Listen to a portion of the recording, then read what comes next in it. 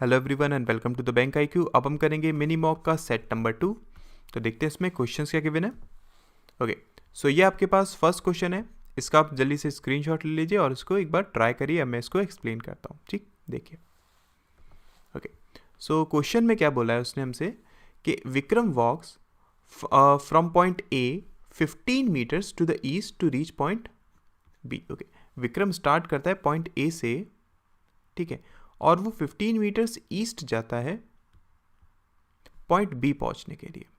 उसके बाद then he takes a right turn and walks 20 metres to reach point C. यहाँ से वो राइट टर्न लेता है और 20 मीटर्स जाता है, ठीक है, यहाँ से वो राइट टर्न लेता है और 20 मीटर्स जाता है पॉइंट सी पर पहुंचने के लिए। उसके बाद now he takes a left turn and walks for 15 metres to reach point D. अब वो यहाँ से लेफ्ट टर्न लेता है और 15 मीटर्स जाता है। लेफ्ट टर्न 15 मीटर्स मतलब यहाँ पर, और कहाँ पहुँचता है वो, पॉइंट डी पर पहुँचता है। उसके बाद now he takes a left turn and walks for 10 metres to reach point E.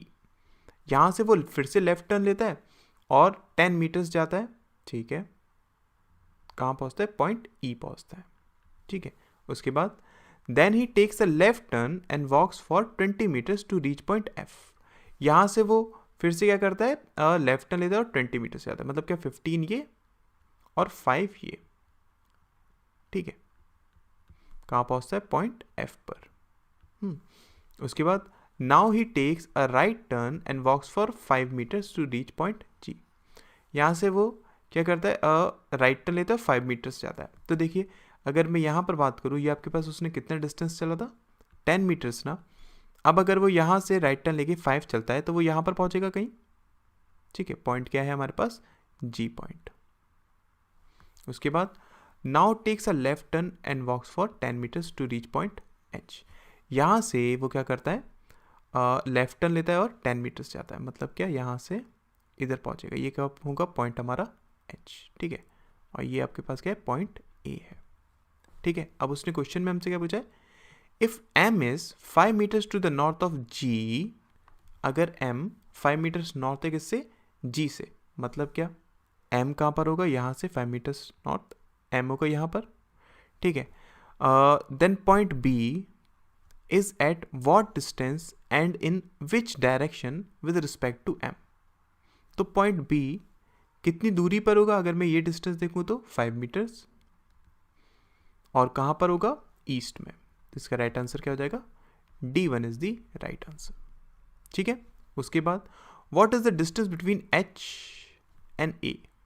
H और A के बीच में अगर मैं डिस्टेंस की बात करूँ, मतलब ये डिस्टेंस, तो वो कितना है आपके पास, ये टोटल कितना था, 10 था ना, उसमें से 5 ये हो गया, तो बचा कितना, 5, मतलब कितना हो जाएगा, B, ठीक है। उसके बाद if Z is the mid point of distance between B and C, then which of the point will be nearest to Z। Okay, उसने क्या बोला कि अगर Z मिड पॉइंट है किसका, B और C का, ठीक है, B और C का अगर मिड पॉइंट है, in that case Z nearest किसके होगा। ओके, अगर यहाँ पर है, ठीक है, मिड पॉइंट Z, तो वो नियरेस्ट किसके होगा, यहाँ से बात करूँ तो देखिए, ये आपके पास डिस्टेंस कितना है, 10, नीचे भी डिस्टेंस कितना है, 10, ये आपके पास 5 है, नियरेस्ट किसके होगा, वो F के होगा, मतलब D1 is the right answer, ठीक है। आई होप आपको क्लियर हुआ होगा। नेक्स्ट क्वेश्चन देखते हैं, देखिए।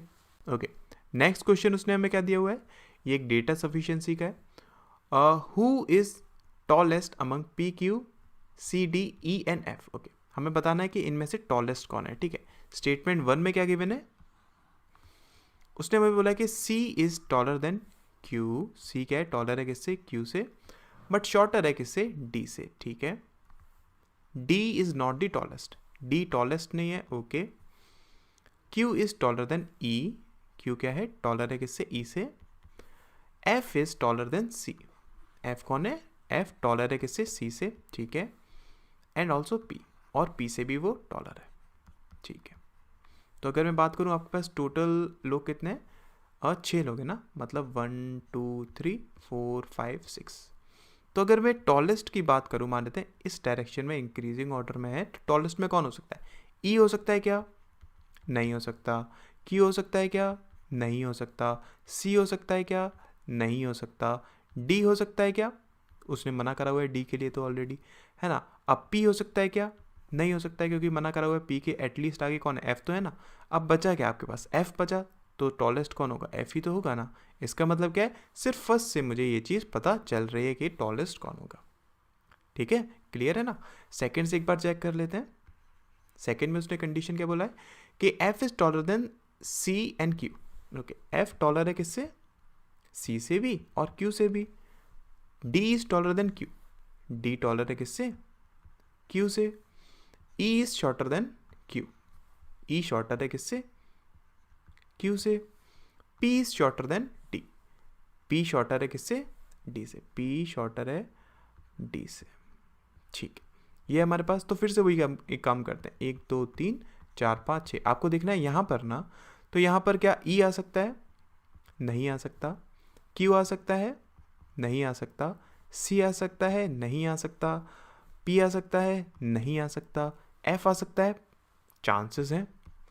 डी आ सकता है, उसके भी चांसेस हैं, मना तो नहीं करा हुआ है, इजंट इट। तो यहाँ पर मैं कंफर्म नहीं बता सकता हूँ कि टॉलेस्ट कौन होगा। ठीक है, इसका मतलब क्या है, इसका राइट आंसर क्या हो जाएगा, data in statement 1 alone is sufficient to answer this question. Clear है ना। नेक्स्ट क्वेश्चन देखते हैं, देखिए।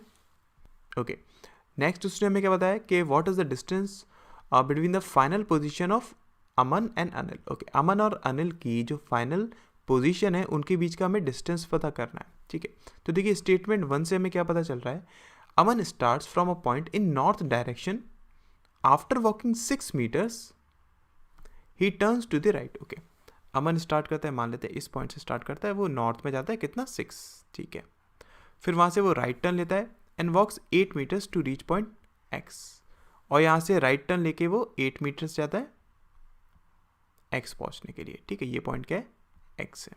उसके बाद next he takes a right turn and walks for 5 metres before turning to left. Okay, अब वो क्या करता है, यहाँ से राइट टर्न लेता है, ठीक है, और 5 मीटर्स जाता है बिफोर टर्निंग टू लेफ्ट, यहाँ से लेफ्ट टर्न होने से पहले। ठीक है, उसके बाद next he walks 7 metres and turn right, यहाँ से वो 7 मीटर जाता है और राइट टर्न हो जाता है। ठीक है, leaks for 5 metres and stop finally. Okay, यहाँ से वो 5 मीटर्स जाता है और फाइनली रुक जाता है। ठीक है, तो अगर मैं देखूँ ये अगर 5 है तो ये होगा इससे बड़ा। ठीक है, ये होगा आपके पास 1, ये होगा आपके पास 4, तो यहाँ पर आगे कहीं रुकेगा वो। ठीक है, अच्छा स्टेटमेंट 2 से अगर मैं देखें तो Anil starts walking in south direction from point x. Anil start करता है पॉइंट एक्स से साउथ डायरेक्शन में। ठीक है, वॉक्स फॉर 8 मीटर्स, यहाँ से 8 मीटर्स जाता है वो। ठीक है, and takes a left turn, और यहाँ से लेफ्ट टर्न लेता है। ठीक है, next walk for 10 metres and turn right, यहाँ से 10 मीटर्स जाता है और उसके बाद राइट टर्न ले लेता है। ठीक है, walks for few metres and stop, यहाँ से वो कुछ मीटर्स जाकर स्टॉप हो जाता है। ठीक है, ये आपके पास अनिल की फाइनल पोजीशन है, और ये आपके पास किसकी पोजीशन है, अमन की पोजीशन है। तो अगर मैं यहाँ पर देखूँ, आपके पास एक चीज़ क्लियर नहीं है। देखिए फर्स्ट से तो पता नहीं चलेगा, सेकंड से भी अलोन पता नहीं चलेगा। अगर मैं इन दोनों को जोड़ता भी हूँ, इन दैट केस आपको ये डिस्टेंस नहीं पता ना कि अनिल कितना डिस्टेंस जाकर रुका था, तो आप फाइनल पोजीशन को तो बता ही नहीं सकते ना, इजंट इट। इसका मतलब क्या है, फर्स्ट और सेकंड को जोड़कर भी मैं आंसर को फाइंड आउट नहीं कर सकता हूँ, तो इसका राइट आंसर क्या हो जाएगा, D1 is the right answer. ठीक है, आई होप क्लियर हुआ होगा। नेक्स्ट क्वेश्चन देखते हैं, देखिए। ओके, नेक्स्ट आपके पास ये क्वेश्चन है, इसका आप स्क्रीनशॉट ले लीजिए। अब मैं एक्सप्लेन करता हूँ, देखिए। ओके, सो क्वेश्चन में क्या गिवन है, उसने बोला है अ फैमिली हैड 8 मेंबर्स, जिनके नाम यहाँ पर दिए हुए हैं। ठीक है, they belong to 3 different generation, ये 3 जनरेशन से बिलोंग करते हैं। ठीक है, उसके बाद कंडीशन क्या दी है, Farhad was Bablu's mother in law. Okay, Farhad कौन है, बबलू की मदर इन लॉ है। फरहाद मदर इन लॉ है बबलू की, इसका मतलब इसका कोई सन या फिर डॉटर होगा, जिसकी शादी किसके साथ हुई है, बबलू के साथ। ठीक है, उसके बाद Bablu's daughter had no sibling, Bablu की भी क्या है, डॉटर है और इसके सिबलिंग्स नहीं है। ठीक है, मतलब इसका कोई भी भाई या बहन नहीं है। तो अगर मैं यहाँ से देखूँ सिर्फ इतने से, तो आपको एक चीज़ तो कंफर्म हो गई, आपके पास 3 जनरेशन है ना, तो F यहाँ पर आएगा, ये चीज़ कंफर्म है। फिर B यहाँ पर आएगा, ठीक है, और जो भी यहाँ पर एक फीमेल है वो यहाँ पर आएगी, ये चीज़ तो कन्फर्म है ना। उसके बाद देखिए उसने क्या बोला है कि अर्शी वॉज हितेश सिस्टर। अर्शी कौन है? वो हितेश की सिस्टर है, ठीक है। उसके बाद Gagan was the only brother in law of Hitesh. Gagan only brother in law है हितेश का, मतलब क्या, गगन ब्रदर इन लॉ है किसका? हितेश का। तो इसकी क्या क्या पॉसिबिलिटी बन सकती है? एक पॉसिबिलिटी ये हो सकती है कि हितेश की शादी किसी के साथ हुई हो, ठीक है, और उसका भाई कौन हो? जी हो। एक ये पॉसिबिलिटी हो सकती है। दूसरी पॉसिबिलिटी क्या हो सकती है कि एच की कोई एक बहन हो जिसकी शादी किसके साथ हुई हो? जी के साथ हुई हो। दोनों ही केसेस में जी कौन होगा? अगर बात करूं गगन, तो वो क्या होगा? ब्रदर इन लॉ होगा किसका? एच का ना, ठीक है। आगे उसने क्या बोला कि Hitesh spouse had no sibling. Hitesh का जो स्पाउस है उसकी सिबलिंग्स नहीं है। इसका मतलब क्या है? अगर मैं इस वाली कंडीशन की बात करूं तो ये तो कंडीशन हमारे पास गलत हो जाएगी ना, क्योंकि इस केस के अकॉर्डिंग हितेश की जो भी स्पाउस है उसका भाई कौन है? जी। ये तो हो नहीं सकता है, ठीक है। उसके बाद एल्फी वॉज ग्रैंड सन ऑफ धनक। ओके, एल्फी कौन है? एल्फी ग्रैंड सन है धनक का। इसका मतलब एक और चीज़ कंफर्म होगी कि डी आपका यहाँ पर आएगा, ये चीज़ कंफर्म है, और एल्फी यहाँ आएगा, ये चीज़ भी आपकी कंफर्म है, ठीक है। उसके बाद Dhanak's daughter was married to Chaman's father. Okay, Dhanak की जो डॉटर है उसकी शादी किसके साथ हुई है? चमन के फादर के साथ हुई है, ठीक है। उसके बाद it is given that each child had either both और none of his parent alive. Okay, हर एक पर्सन के, हर एक चाइल्ड के या तो दोनों पेरेंट्स जिंदा या फिर एक भी पेरेंट जिंदा नहीं, मतलब सिंगल पेरेंट कोई भी नहीं होगा। ये चीज़ क्लियर है ना? कंफर्म। अच्छा, अब देखिए इसको हम किस तरीके से कर सकते हैं। यहाँ पर भी अगर मैं देखूँ तो सी आपका कहाँ आएगा? सी आपका यहीं पर आएगा, ये चीज़ क्लियर है ना? अच्छा, अब इसको अगर मैं देखूँ तो कहाँ कहाँ पुट कर सकता हूँ, किस तरीके से पुट कर सकता हूँ। सबसे पहले अगर मैं इसको स्टार्ट करूँ बनाना, तो एफ यहाँ पर है, ये चीज़ कंफर्म है, ठीक है। उसके बाद बी होगा यहाँ पर, फिर आएगा एक फीमेल यहाँ पर, ठीक है। अब मैं अगर बात करूँ इसकी, ठीक है, ये आपके पास एक पॉसिबिलिटी है ना जो कि हमें फिट करनी है, तो ये कहाँ आ सकती है? ये आपकी फर्स्ट जनरेशन में तो आ नहीं सकती, क्योंकि अगर मैं इसमें पुट कर देता हूँ इसको, इन दैट केस ये आपके पास अकेला हो जाएगा, और अकेला कोई सिंगल पेरेंट हो नहीं सकता है। इसका मतलब क्या है? ये कहाँ पर आ सकते हैं? ये सिर्फ और सिर्फ यहीं पर आ सकते हैं। मतलब क्या, जी को मुझे यहाँ पुट कराना पड़ेगा। जी की शादी किसी के साथ हुई है, ठीक है, जिसका भाई या बहन कौन है? एच है, ठीक है। अच्छा, अब देखिए, अब अगर मैं इस वाली कंडीशन की ओर देखूँ तो यहाँ पर देखिए एच की बहन कौन है? ए है ना। तो इसका मतलब क्या है कि अगर मैं यहाँ पर पुट करूँगा तो एच की बहन ये कौन हो जाएगी? ए हो जाएगी। ये चीज़ हमें कंफर्म है, ठीक है।